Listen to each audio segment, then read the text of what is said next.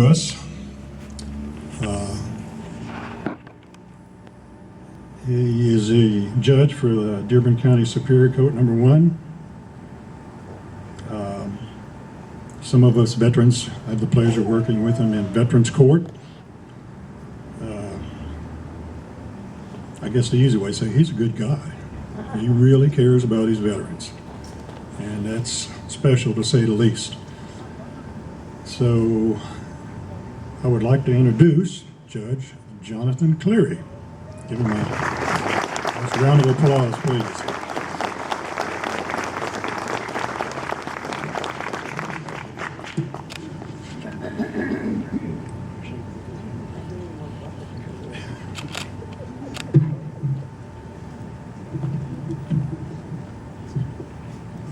Well, good morning, veterans, families, and friends. There are two types of society. There's order and there's disorder. Today, Veterans Day, November 11th, 2015, we honor the great United States of America military. The brave men and women who sacrifice past, present, and future to bring order to our chaotic world. August 8th, 1968, Michael LaFollette, age 19, recently graduated from Lawrenceburg High School. He went to work at Thatcher Glass. To the shock and surprise of his father, then Lawrenceburg Police Chief Myrtle LaFollette, Mike volunteered and joined the United States Army at the Federal Building in Cincinnati, Ohio. Mike's mother, Laverne, was a cook at Central Elementary School. Mike was trained at Fort Benning, Georgia, and Fort Knox, Kentucky. He received orders to report to the United States Processing Center located in Oakland, California on January 2nd, 1969. Mike was assigned to the 23rd Infantry Division Combat Training Center in Chu Lai in the Republic of South Vietnam. Mike left the Oakland Processing Center, which was in close proximity to Travis Air Force Base, on board a civilian aircraft bound to Cam Ranh Bay in the Republic of Vietnam. During the 20-plus hour flight, the crew only stopped one time, in Tokyo, Japan. The soldiers remained on the aircraft as it refueled and received additional supplies. Next destination, Vietnam. During the flight, everyone chattered and talked to pass the time with the other soldiers. Some soldiers Mike knew from earlier training. Most were complete strangers. Mike was talking to the soldier seated next to him, whom we will call Wayne. Mike noticed Wayne's facial features and skin tone were quite different from himself and all the others on the aircraft. After some observation, Mike learned that Wayne was a native Alaskan. Wayne's father was also a soldier with the United States Army. He spoke about traveling to different military installations around the world as he was growing up. His family moved from duty station to duty station quite frequently. But Wayne accepted this type of life as part of the life of a military family.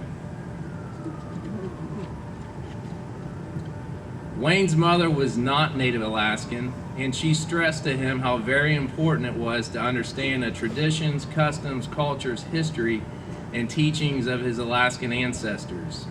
Wayne stated he had chosen the same career field as his father, a combat medic. Mike recalls that Wayne never talked about his father's military career in detail, and Mike got the feeling Wayne did not want to go there for some reason. Mike knew very little about the culture of Native Alaskans, and this conversation was extremely interesting to the young man from Lawrenceburg. Mike says he remembers less and less about the things they talked about that day. However, Mike explicitly remembers Wayne talking about his ancestors and the extreme weather they had to endure and overcome with a very primitive way of life. They made almost everything from hand and from the animals they hunted. So Mike asked Wayne what appeared to be a simple question, but to Wayne that was not the case. Mike asked, "What is the most important thing to remember about being a native Alaskan fisherman?" And then there was a long period of complete dead silence. No one said anything. Mike noticed the extremely serious look on Wayne's face. It was like he was in a completely different world somewhere else in the universe. It was as if Wayne had an extremely difficult time trying to answer this question. Finally, Wayne raised his head. He smiled ear to ear, and he said, "There are 3 things that you must always remember if you're an Alaskan fisherman. First," then a short pause, "never let go of the boat. Secondly, you never let go of the boat. And the most important thing in life is you never let go of the boat." After that statement, it was complete silence. There were other soldiers listening to this conversation. They just sat there and looked at each other with a dumbfounded look. No one said much to each other about what they just witnessed. During the remainder of the flight to Vietnam, the soldiers just joked a little, and that was it. Mike has no idea where they are located geographically or how many hours remain before they landed in Vietnam. Those details now completely escape him. Mike ultimately arrived in Vietnam on January 5th, 1969 for a period of 365 days, where he received additional training before being assigned to a combat unit.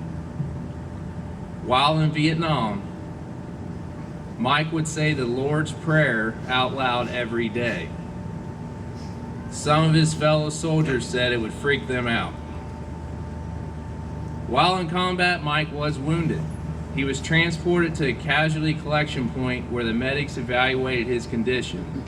He suffered facial cuts and scrapes, 1st and 2nd degree burns to his face and upper torso, and had a round from an AK-47 in his right leg above his knee. While in a casualty collection point, while waiting for evacuation by helicopter, as the veterans call dust off, Mike was in close quarters to other wounded soldiers. He was hearing the moans, the groans, and the screams while the medics were working with the utmost urgency to control the situation. Mike says the fear of the unknown messed with his mind and sanity. He said he was scared nearly to death, not knowing the extent of his injuries and whether they were life-threatening. Mike said he could feel every heartbeat and everything sounded 1,000 times louder than it was. He knew that he may be hours away from the closest medical facility. The sounds and smells of war were all around him. The blood from the wounds near his right cheek and hairline had channeled itself a path to where it pooled on his eyelids. His eyes had become matted shut and he could not open them. Simultaneously, he kept his eyes closed tight to keep from seeing what he did not want to see. All he could hear was his fellow comrades in pain and agony. Mike remembers being lifted, moving up and down, side to side, and hearing the aircraft he was being carried to off in the distance. Then he heard the popping noise of the rotor blades and whirled the tail rotor as they neared the aircraft. The sound of the helicopter rotor got louder and more turbulent. The RPMs increased, the shaking and thrashing decreased, and finally things went quiet. They were airborne. Mike does not have any memories of the helicopter ride to the hospital. Mike felt someone wiping the blood from his eye sockets in the hospital and saying, "You are at the 23rd evac at LZ Bronco, and don't worry, you're going to be fine." Mike was able to open his eyes after thinking he was blind for what seemed like forever. He went in and out for a few minutes before he got his bearings. Thanking God, he remembers taking a real deep breath. Mike heard a faint, familiar voice to his right front saying, "Never let go of the boat, huh?" His friend Wayne was standing there with his grin from ear to ear. Mike said, "Yeah, never let go of never let go of the boat, my friend. Forever, right?" Wayne turned, walked away, and they never crossed paths again. The doctors at the hospital located near Duck Foe, I might keep this, located an AK-47 bullet fragment in his right upper leg. They decided to leave this fragment, which Mike carries to this day. He gets to explain this every time he has an X-ray or MRI. He ultimately received a Purple Heart for his bravery in this instance. Mike received a second Purple Heart in Vietnam for, when in his words, he received a gut shot when a bullet in combat grazed his midsection, thankfully missing all organs. Mike received a third Purple Heart in Vietnam for when he was injured throughout his body from shrapnel in combat. Mike also received the Bronze Star Award for his bravery in going back into a combat zone and saving a young screaming soldier who had been severely injured. Mike says the hardest memories of Vietnam for him were watching the American soldier casualties. Sometimes it was soldiers who had less of 30 days experience in Vietnam, and sometimes it was soldiers who were to go home in just a couple days. Mike said he was tired of getting his butt kicked in Vietnam, and that's why he fought so hard for his country. Even after these 3 Purple Hearts, Mike refused to come home. He finished his tour while injured by serving in the radar unit, where he helped strategize strikes against the enemy. Thankfully, Mike returned home and met the love of his wife, Debbie. Debbie was a nurse at Dearborn County Hospital for over 2 decades. They have 2 sons, Jared and Matthew. When Mike returned home, and he still does, he wondered what his friends would be doing had they survived Vietnam. He thinks they probably would have had the same struggles that he had. Mike always felt that something was missing when he came home from Vietnam.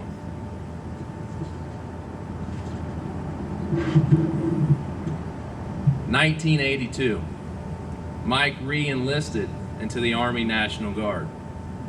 He ultimately served another 17 years as a platoon sergeant for the Delta Company Infantry as Staff Sergeant. While in Vietnam, Mike always felt that he never really knew why they were doing what they were doing.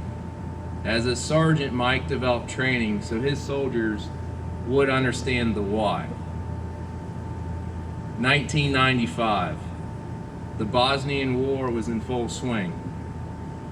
Now at the age of 46, he was hell-bent on going with his young soldiers.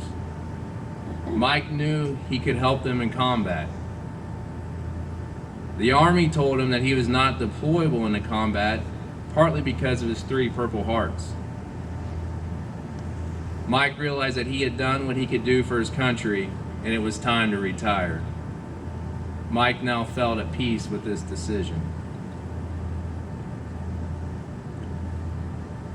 Mike is a special volunteer to the Dearborn County Veterans Treatment Court. He immediately volunteered. As soon as the program started, Mike volunteered. He's the coordinator for our mentors, the other veterans who help serve the current veterans who are involved with the criminal court process.